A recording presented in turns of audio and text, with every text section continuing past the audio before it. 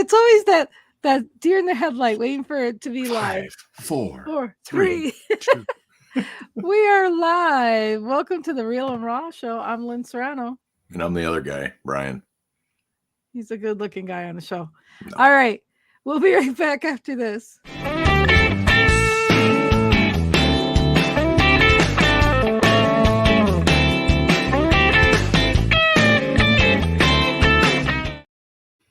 Welcome back to the Real and Raw Show, where we just slapped up what we were going to do today, and we're going to talk about it. And I think it's just being real and raw. I'm kind of been in a funky mood lately.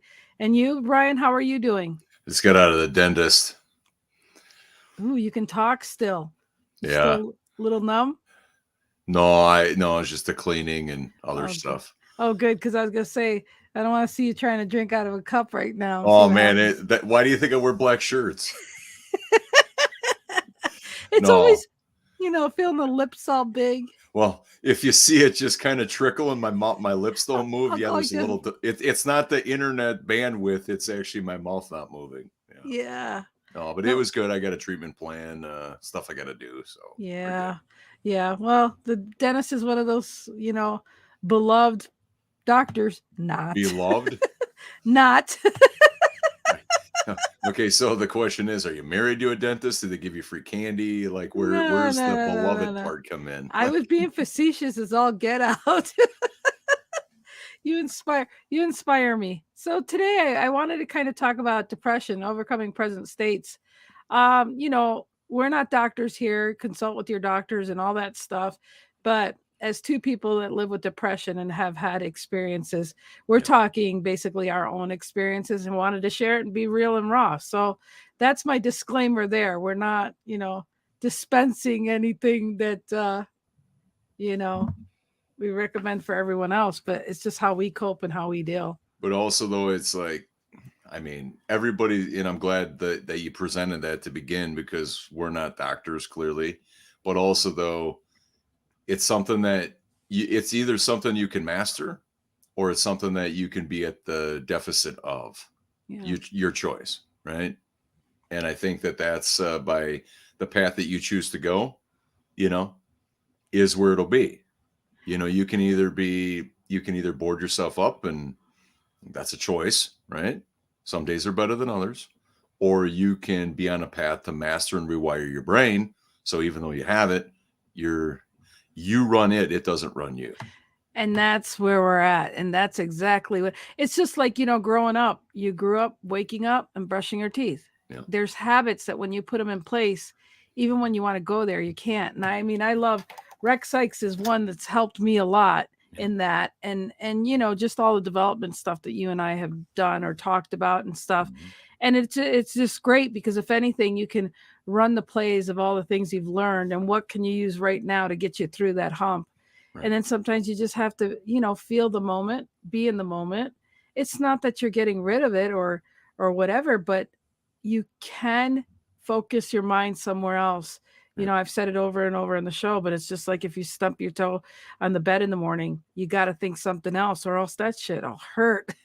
Right. Well, as we were anticipating, today's show, I just wrote down a few notes, and it's like one of the things that a lot of comedians do in their preparation for when they get up on stage. It's along the same lines, like with a head coach, where they craft the first 15 plays or 10 plays is one of the best things that you can do if you do have depression and you just want to go to sleep or just want to be in isolation, is do a clear and create exercise. And what I mean by that is where you literally, ideally speaking, it's best face to face, because you're talking to somebody and you're looking at their eyes and you pretty much flush out whatever's in your brain. You just let yourself go. The minute that the eyes start to wander, it means that you're thinking too hard, right? So that's why face to face, like you're just standing across from somebody, right? And you just let your brain go. You get out everything that is in your brain to the point where there's nothing there. Who knows how long it might take? It doesn't matter.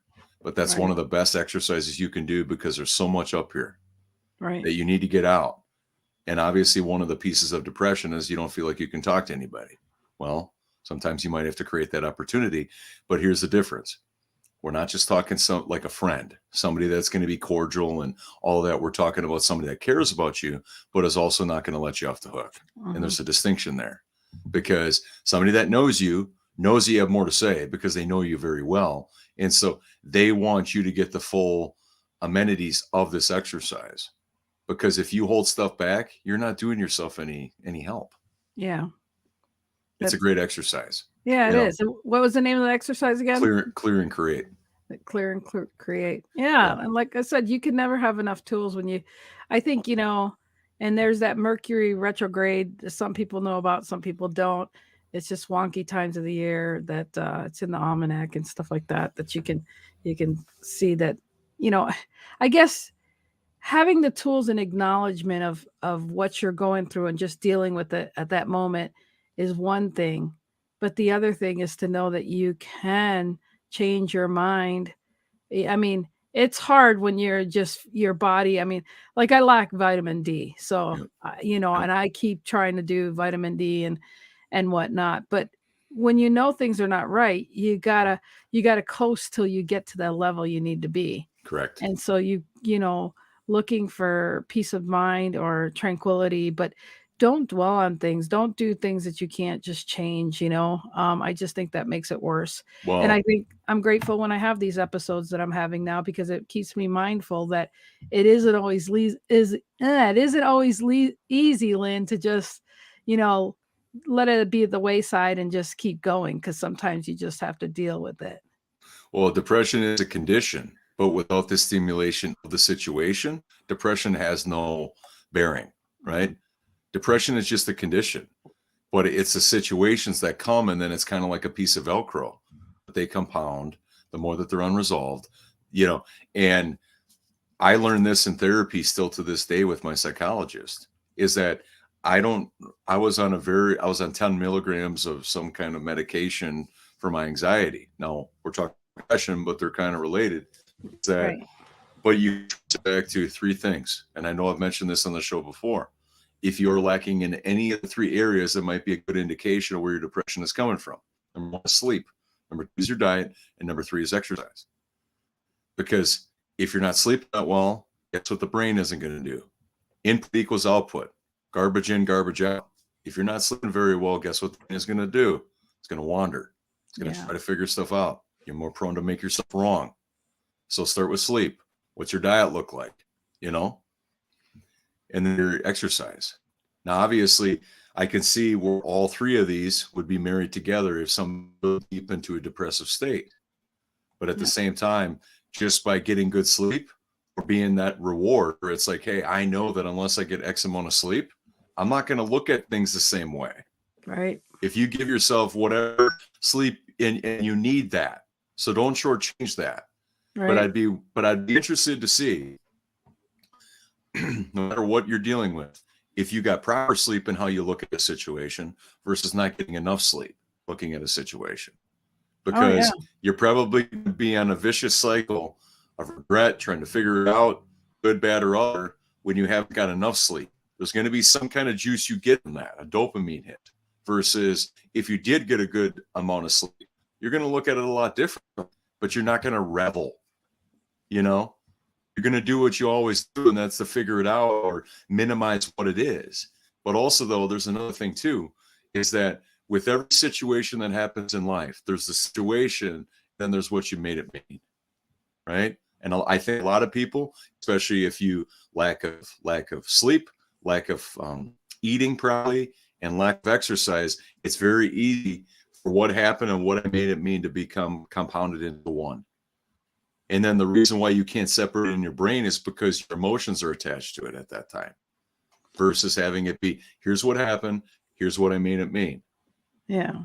But what happened has no meaning attached to it. It's just that this situation happened. But what, if it makes you think bad of yourself, or you make yourself wrong, or that person's not nice, or whatever, the situation is a situation without anything that you said. But when you bring your emotions into it, that's usually where the tailspin happens. You don't want to be around people. You don't eat properly. You're not giving your body the nourishment it needs to actually do good things. Yeah. That's why you always want to stay in. You might not shower. And I'm not saying this to pontificate. I'm saying this because number one, I've been there, but number two, if you do nothing, nothing happens. Right. Yeah. And I've been dealing with a little bit of arthritis and body aches, just different things. And I'm really frustrated because there's things I want to do, but when you even try to go in the pool and walking in the water hurts, it's like, man, this just isn't the hips, the bones. I mean, gee, people, enjoy your youth because you get older. It's not as easy. But here's the thing is that every situation that happens to you, okay, you have this condition known as depression. There's people that have a lot of conditions out there that don't let those conditions get in their way of what they want to do in life. Right.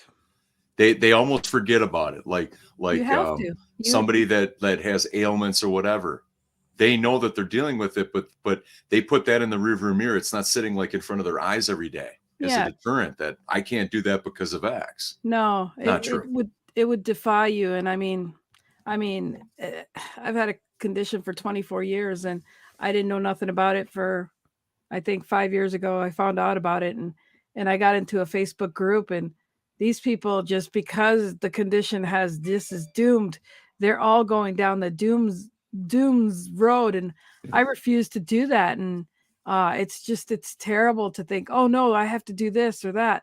It's same thing with the lipedema groups. I mean, there's just certain things that it doesn't have to defy you because you have certain conditions like someone else. Right. It doesn't. I really believe it's really a mindset to say that we'll check that comparison, but we don't need here's another check. Okay, I already know I have that condition. I don't need to check all the boxes to defy me and what I can and can't do. I've been bedridden with 2 of my pregnancies.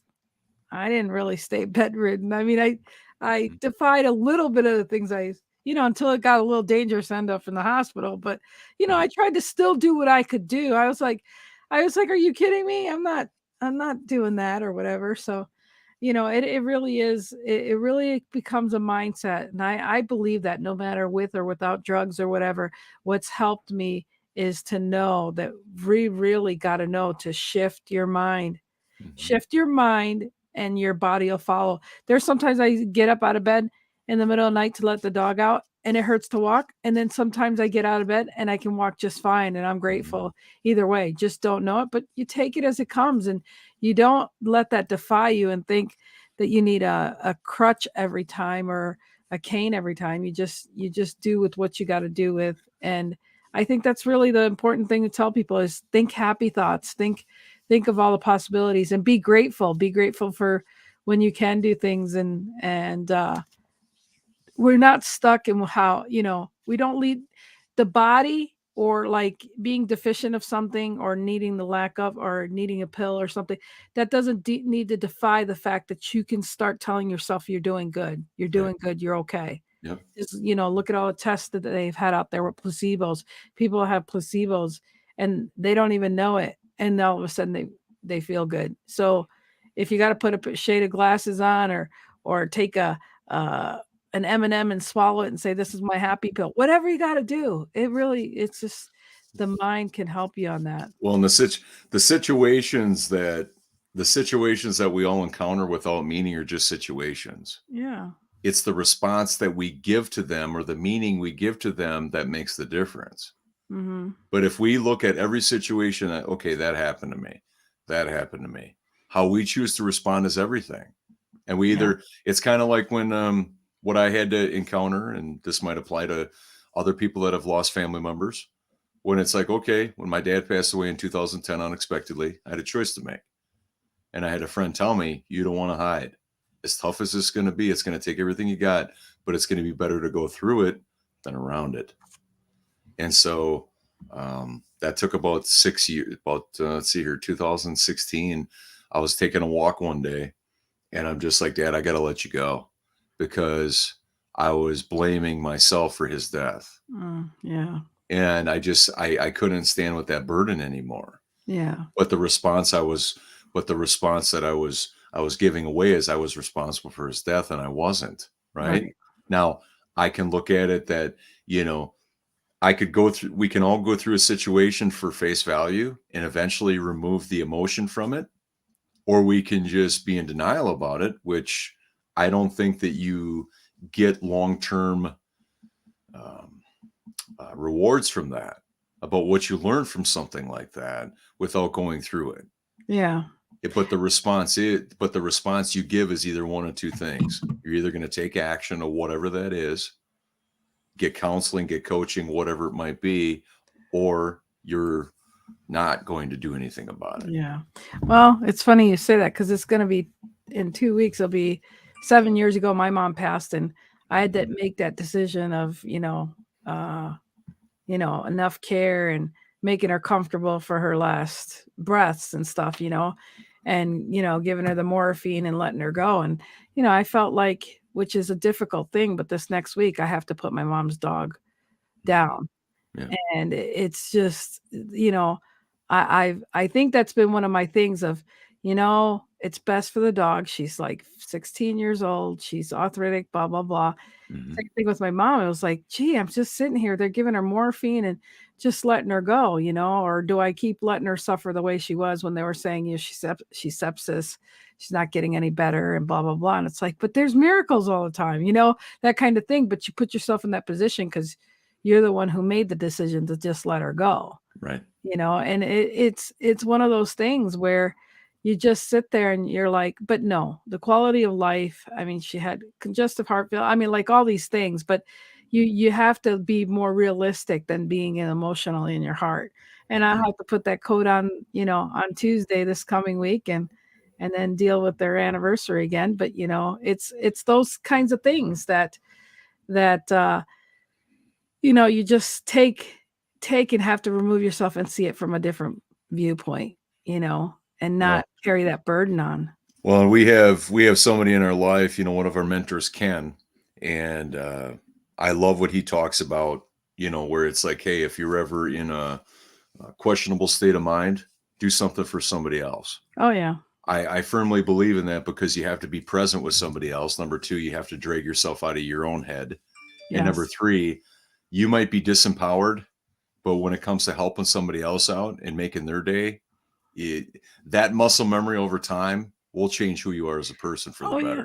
And I love listening to other people and what they're going through. So, it's when they call me, I'm all about how I can help them or listen and whatnot. And that it does make you feel good. It makes you feel like, what you're implementing in your mind for your life. And, there's nothing to be depressed about, because you can start thinking of all the things you're grateful for too.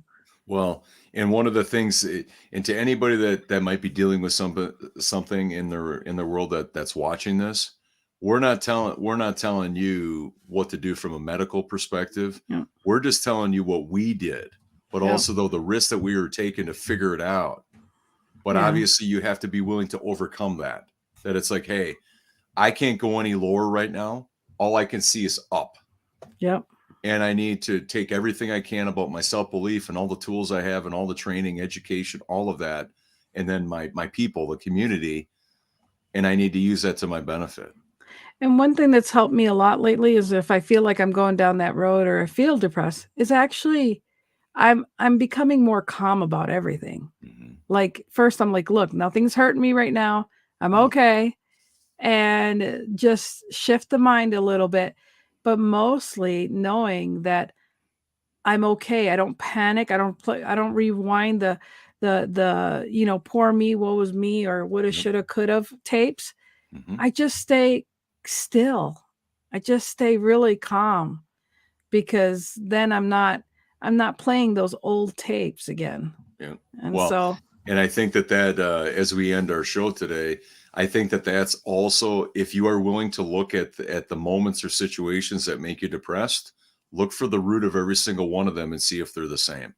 Yeah. You might be a little bit alarmed or surprised, maybe not, that the root of them is the same. If you really want to get down and dirty about all these things that make you depressed, the root is probably the same, but your response is always the same.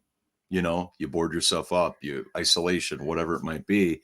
And that's an option, of course, but there's also another option. Lean into whatever that is. Right. And own it. Yeah. Own it and say, hey, this is where I'm at right now. This is where I'm at, but I'm not going to stay there, but this is where I'm at right now. Yeah. And just collect yourself, Well, I mean, even to be vulnerable with a friend, like a person that you would do the clear and create exercise, Thanks, Robbie, for being here. Yeah. Oh, Robbie's awesome. He's got the web asset group. I just love that group over there. He's awesome. So. Is that if you're ever in a state of mind, it's share. Yeah. I mean, be vulnerable. Get yourself moving. Get yourself out of that mental frame that you're in. Go to somewhere else. Yeah. But flushing it out, talking, communicating. Because I also think that there's also, when somebody's depressed, they just want to hover. They want to stay in their little box. They want to get really, really small. But that is inauthentic to who you are as a human being, because you're up to big things. Yeah. And that's the other thing too, is set yourself up for success. Like, have a group that you go to or friends that you hang out to. Show up even more so when you don't want to. Yep. Because that's huge. That's actually what you need in order to shift, to realize, to go forward. And I love spending time with Robbie and stuff. And it just, like you said, go where you feel comfortable, but do it anyways. Do it especially when you don't feel like it. That's when you need it the most. I believe that. Well, and one more thing along those lines is be that vulnerable person that says, hey, I had a crappy day. I'm really depressed. My world looks like a mess right now. Yeah. It might take you everything in your body to get those words out, but the minute you do, you're going to feel your chest and your shoulders kind of open up a little bit. Because here's the thing, that statement and those statements are no different than any other human being on this planet. Yeah. Well, the point is that depression, I mean, like I said, vitamin D deficiency, working on that. But in the meantime, it doesn't have to define me and how I feel whatsoever. Go see a professional if you have to, or do whatever you got to, but don't be defied by deficiencies or anything. Just do what you need to do to get better. But know that once you've made your mind that it's going to be better, it's going to be better. That's half the battle. Correct. Is your mindset. And if you do go see a professional, don't wait for them to perk into your head and understand you or whatever.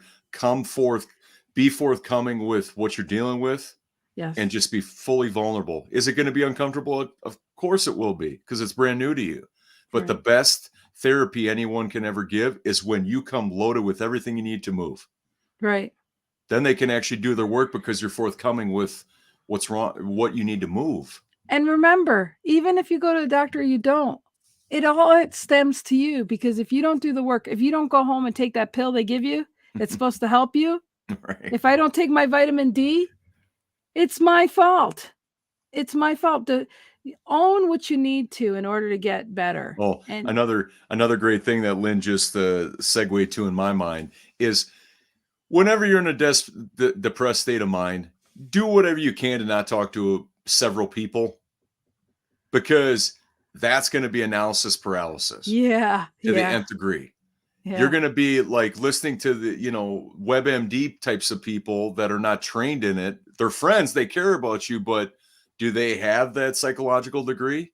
You know what I mean? But then all you're doing is you're validating something you haven't overcame yet. You're just bringing it to the forefront of your brain over and over again, but there's no movement. Right. There's no solution there. You're just regurgitating what is already done.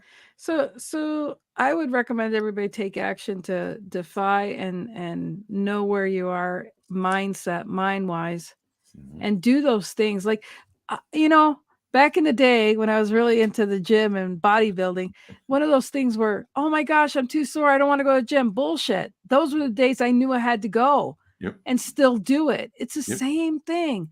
Just still say, oh, I feel like this, but I'm still doing that. Right. It's just like if you don't even want to get in the shower, and then you get in the shower and you get out and you're like, oh my gosh, I'm so glad I did that.